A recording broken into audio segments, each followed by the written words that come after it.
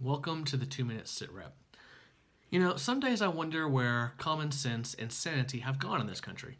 A perfect example of this is on Monday when Republican frontrunner Donald Trump called for the United States to bar all non US born Muslims from entering the country.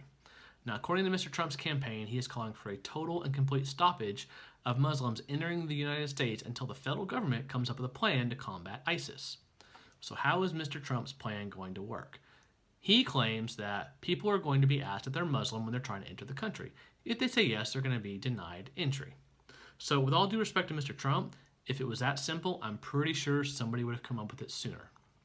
To make matters worse, Trump has previously called for intelligence surveillance to be conducted against mosques, and he has called for a database to be constructed to track movements of US born Muslims within the United States. So, here's the problem with that. In this case, a database is a way to uniquely identify who is part of one group and who is not part of one group.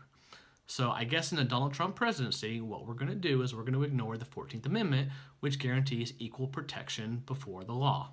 Having a government database that actually singles out people because of racial, ethnic, or religious affiliation is unconstitutional and directly contradicts the struggle to ensure all Americans have equality before the law. In fact, it's so un-American, it makes me want to vomit when I hear someone support this idea. If this is where this country is going, then I'm ashamed I ever wore the uniform of this nation's military.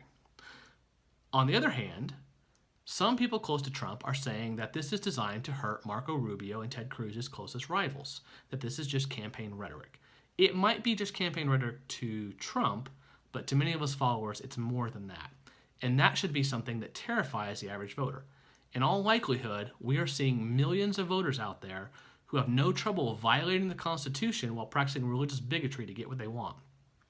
In all likelihood, there are millions of voters out there that have no trouble ignoring the aftermath of the Civil War, which gave all men and women equal protection before the law. And in all likelihood, what we are seeing is a potential path where Muslims are asked to wear an Islamic crescent on their clothes instead of a Star of David. Is that really the path we want to go down? Is that really how we are going to allow liberty to die?